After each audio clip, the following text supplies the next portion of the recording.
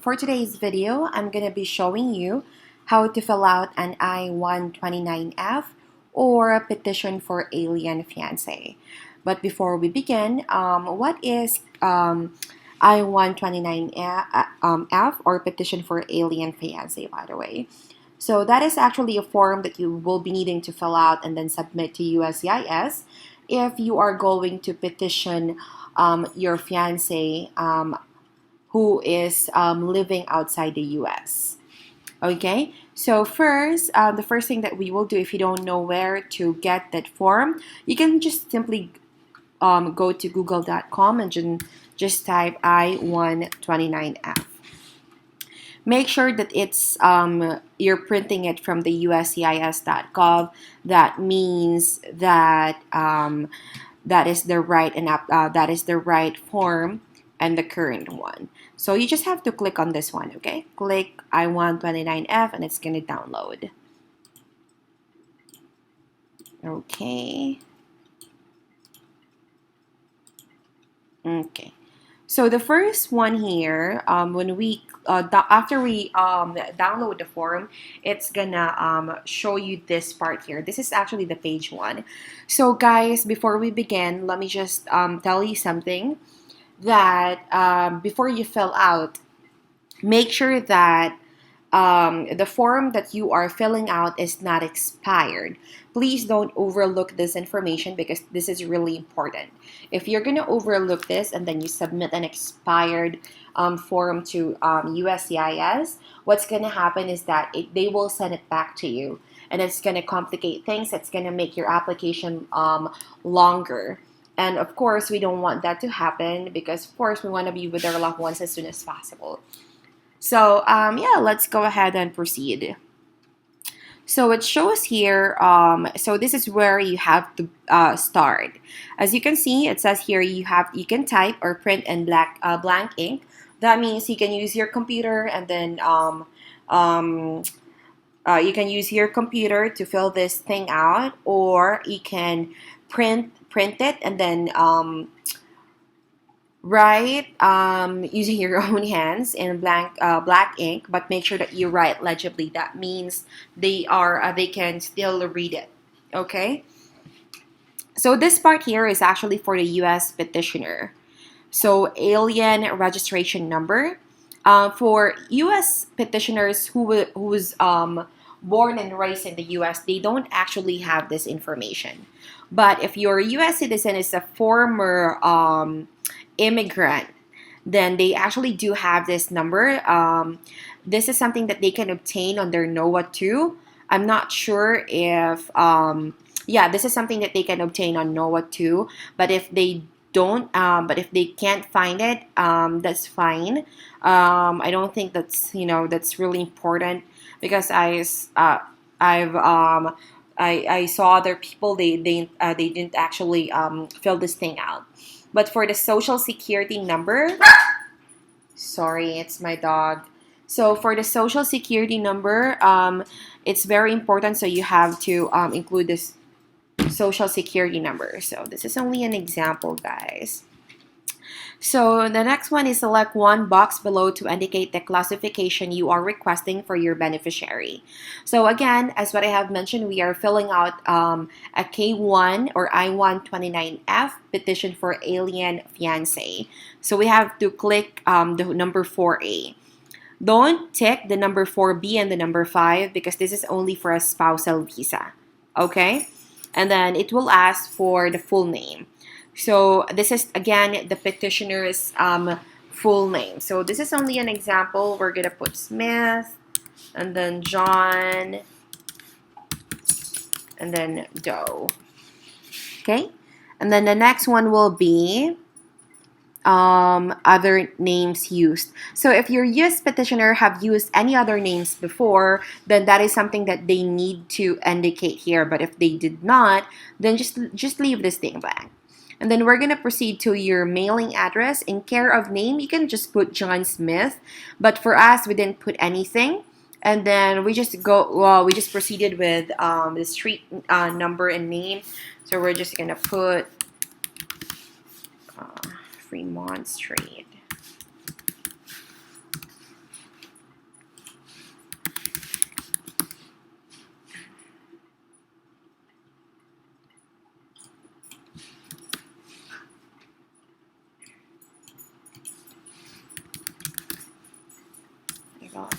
Angeles. It's easier if we do this. Okay. So in the US, they don't have a postal code or a province, so we're just going to leave this thing. You just have to leave it blank, and then country, you just have to put USA. Is your current mailing address the same as your physical address? If yes, then you have to put yes, and of course, if no, it's gonna ask you a different. It's gonna ask you the address for your physical address. Okay, and then information about you. This part here is asking for your address history. So provide your physical address for the last 5 years, and you just have to start with the most current or with the most current one. Okay, so for us, again,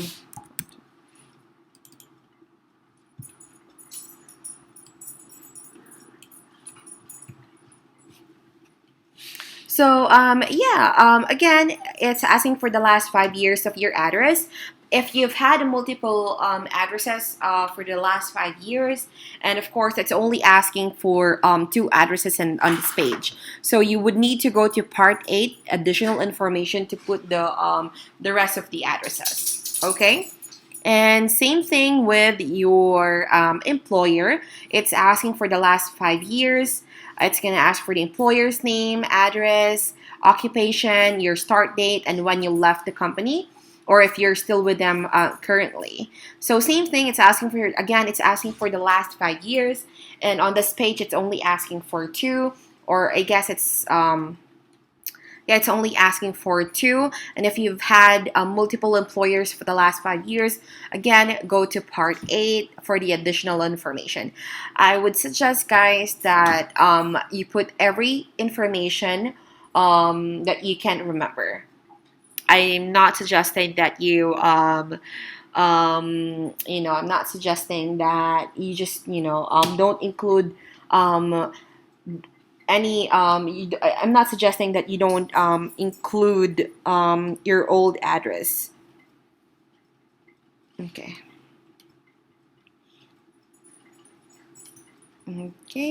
All right, so other information, gender, if your US petitioner is a male, then click male.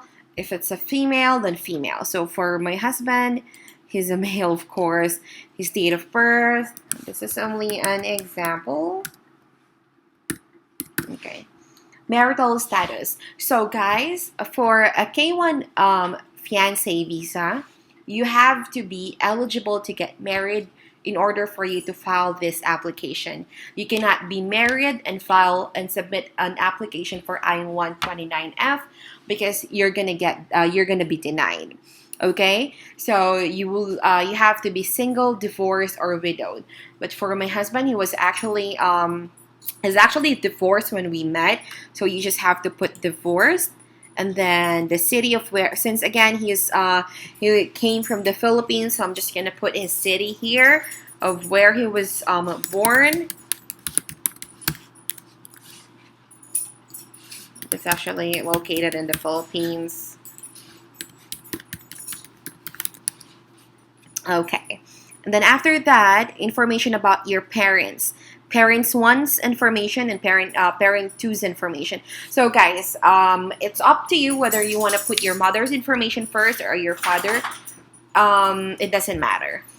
So it's only going to ask you for your mom or your dad's last name, first name, middle name, date of birth, gender, country of birth, the city, the country of residence. Okay, that's a very basic information. That's a very basic question. Of course, you already know that.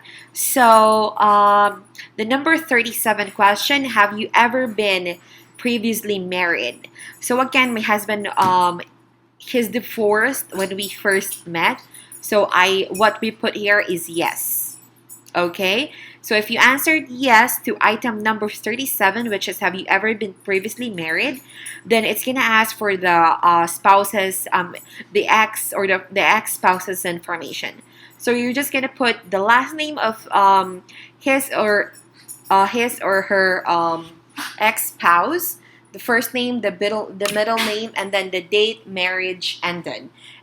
This information, you can check it on their annulment paper or divorce paper. So your citizenship information. So you are a citizen through. So you have to select for any of these three boxes. So if your U.S. petitioner was born and raised in the U.S., then the first thing that you should be clicking is this one or this, or this. Okay.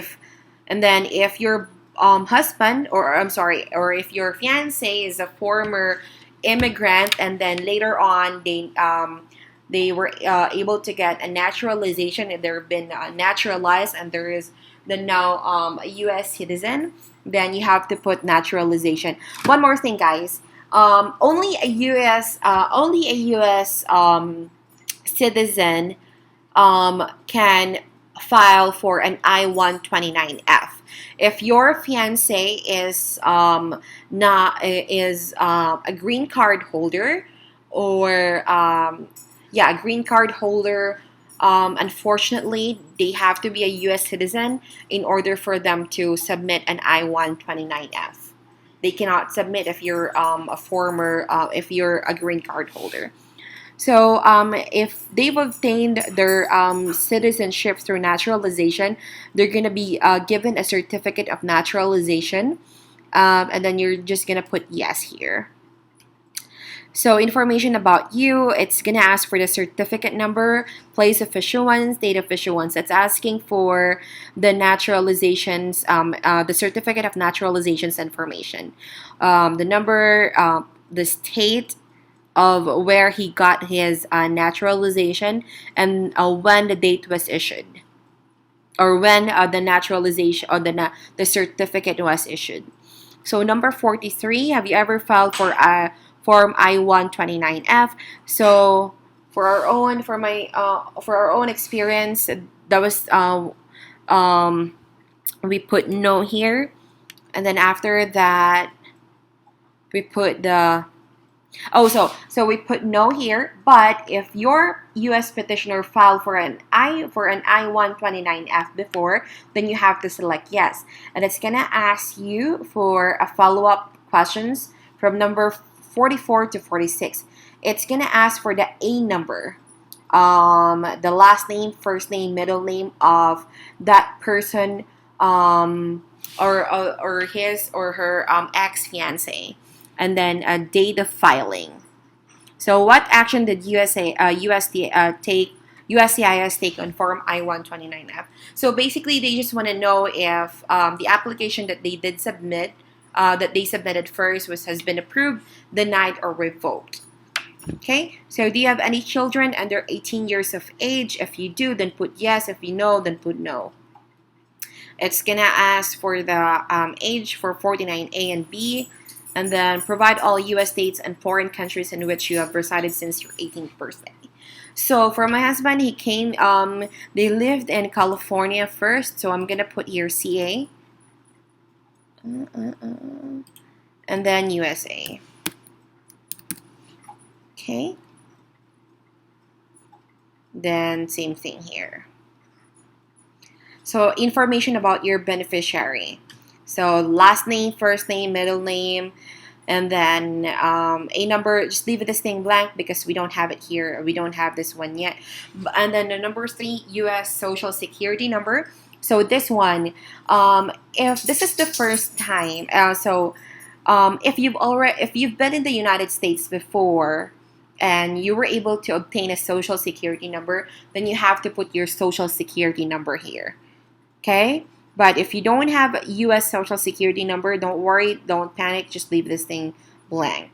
And then your date of birth, your gender, marital status. Again, as what I have mentioned before, you have to be eligible to get married in order for you guys to file for an I-129-f or petition for alien fiancé. And then if you are single, then of course you will be providing a proof that you are single. You have to provide a CENOMAR. Well, that's in the Philippines, certificate of no marriage. If you're divorced, you have to provide a divorce decree. If you're widowed, you have to file for, you have to provide a proof for the death certificate. And it's gonna ask for your village, city of birth, country of birth, and country of Philippines or nationality. So for me, since I'm from the Philippines, I put Philippines here. So other names used, I've never used any other names when we file for an I-129-f. So I just put my maiden name in for a maiden name here. Because after we get married, I'm actually using my husband's last name. So part 2, information about your beneficiary, same thing.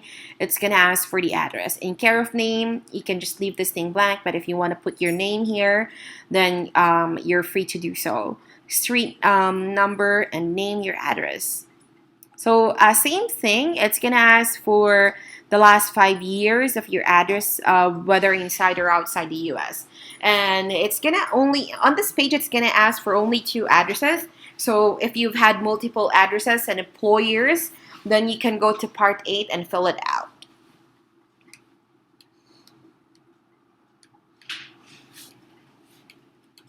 Okay. So for this part here, it's gonna ask for the beneficiary's parents' information. Same thing, guys. It's up to you if you want to put the mother's information or father's information. Vice versa, it doesn't matter. As long as you answer everything here: the last name, first name, middle name, date of birth, male or female for the gender, country of birth, city or village of residence, or country of residence. Okay. So has your beneficiary ever been previously married?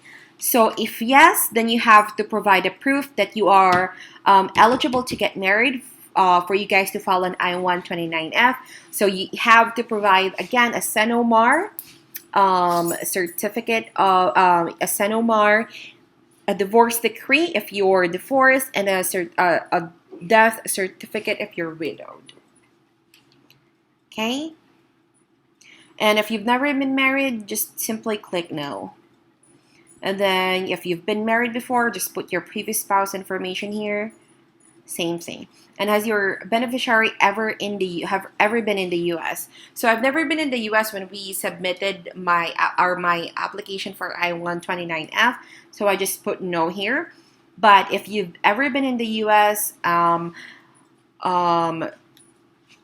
if you've ever been in the US before and then now you're trying to submit an I-129-f, then click on this one. So if your beneficiary is currently in the US, United States, complete item 38A. So he or she last entered as a, if you're a visitor, student, exchange alien, crewman, stowaway, temporary worker without inspection. And then I-94, ECAN, arrival departure record number. You can actually obtain this number if in your I-94. I'm gonna also link the website where you can get this information if you've ever been in the US, and then the date of arrival. So same thing here, date, authorized day. It's just gonna ask for your I-94 information. It's gonna ask for the expiration date, your passport number, travel document number. So guys, in the Philippines, since I'm from the Philippines, the Philippine passport, we do not have a travel document number. We only have a passport number, okay? So what I put here is just so I just actually leave this thing. I actually did not answer this one because, again, I've never been in the US. But just so you know, for the Philippine passport, we do not have a travel document number. Only a passport number. Okay? So, if you answered yes to item 39, okay. So, it's going to ask if the beneficiary has any children. If you do, then you have to put the information here.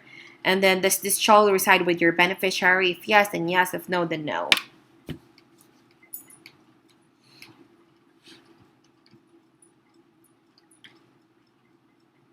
Okay, so address in the U.S., United States, where your beneficiary intends to live. So this is actually the address that you will be putting here is at the address of where your fian or your beneficiary will be living once she comes here in the U.S. The moment that she comes here in the U.S. So yeah, of course, since you guys will be living together, then might as well put your address, your the petitioner's address.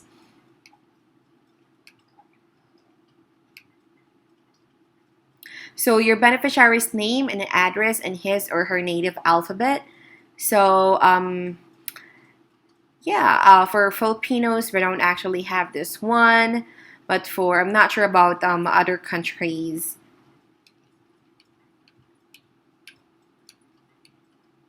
So information about your beneficiary, is your fiance related to you? Then no. Then if yes, then you have to provide the degree of your relationship. So for me, we put no. So have you and your fiance met in person during the 2 years immediately before filing this petition? So guys, this thing, the number is 53. This is actually very important. So in order for you to be approved for an I-129-f, one of the major requirements is for you to meet within 2 years prior filing the I-129-f application. Because if let's say for example the last time that you met your fiance was way back in 2015, and you are filing you just decided to file your I-129-f this year, which is 2020, it's not possible. Your application will be denied. You have to meet um, you have to meet within 2 years before filing the application. So since today is since now is 2020, 2018, you just have to backdate. As long as it's within 24 months, that's fine. But if it's after 24 months and then that's when you submitted your application, it will be denied, guys. So just don't waste your money because it will be denied. Well, there are some cases that they do approve it, but rarely happens. So, yeah, you can also go to visajourney.com. You're gonna read a lot of scenario, or you're gonna read a lot of things there that they don't normally approve that kind of scenario. So yeah.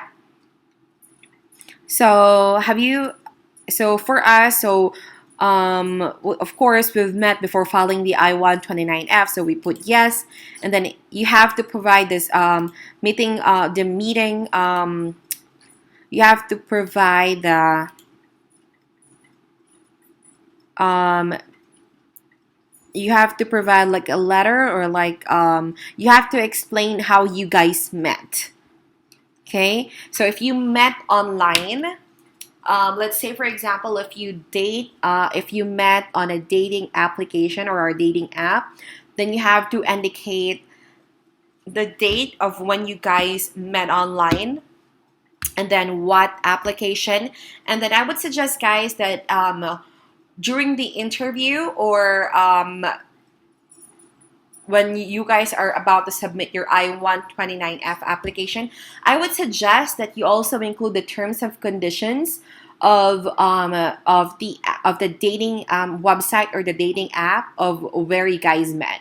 That way you're not gonna receive any RFE, because sometimes they're gonna ask for it. So just to be sure, just add it. Just include the terms of conditions.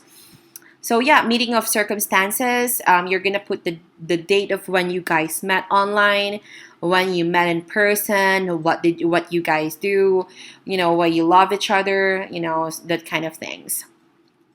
So international marriage broker. If you did meet, if you did meet through this one, then you have to click no. And then for us, I answered no.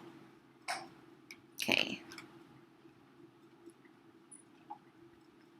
So your beneficiary will apply for a visa abroad at the U.S. Embassy or U.S. consulate at So for in the Philippines, it's gonna be in Manila. So we put Manila here and then Philippines. I don't know for other countries, but here it's in Manila. But in the Philippines, it's in Manila. Okay, so for part 3, criminal information. These criminal information questions must be answered even if your records were sealed, cleared, or if anyone, including a judge, law enforcement officer, or attorney, told you that you no longer have a record. So, have you ever been subject to a temporary or permanent protection as restraining order? And this one too, or have you ever been arrested or convicted of any following crimes? Guys, for this one, if you've ever been arrested, but it was not, but it was denied later on, or even if convicted, you just have to provide, or you just have to answer yes and provide a proof, or you just have to provide the report. You just have to attach the report of what happened, and if it was later dismissed, and the court minute. You just have to provide those 3. And then yeah, because if you're gonna put yes here and you didn't put any information as to where if it's been denied or what, then you're gonna later on receive an RFE. It's gonna make your application process, it's gonna complicate your application. So if you've ever been arrested or convicted, just put yes and then just attach the information. So here, everything here, guys, I actually just answered no because I've never committed any crimes here. So I'm not sure if you've put yes and then if you're gonna be approved, that I'm not sure. But for me, I just answered no for everything. So here I put Asian, not Hispanic, and then my weight, my eye color, my hair color, and then so I can read and understand English. So if this one here, so if you've this is for your petitioner. He's gonna put his phone. He's gonna put his phone number, mobile number, his email address. And then after that, he's gonna sign this one. Make sure he signs it, or your petitioner signs it, because if they forget, then they're gonna return it back to you guys. So date of signature. So if you've had an interpreter for filling this form out, then you would need to indicate their information here. Okay. And same thing with your preparer. If you've had a preparer, or if you've asked help for your preparer, then you also need to include their information here. Okay, so again, guys, this is the part 8 that I was talking about. Make sure that you put your last name, given name, middle name here, and then the page number, part number, and then the item number. And then, so again, as what I have mentioned a while ago, that if you've had multiple addresses, employment or employers within the past 5 years, and you can just put it here. Actually, just make sure that you put the page number, part number, and item number. Okay, and you can also attach another paper. Just don't forget to put the page number, part number, item number, your full name. It's not gonna be a problem. Okay, so yeah, that's it, guys. So make sure that you submit your application as soon as possible. So I know how hard it is to wait, but you have to be. We need a lot of patience for this application. I've been there, so I know. Okay.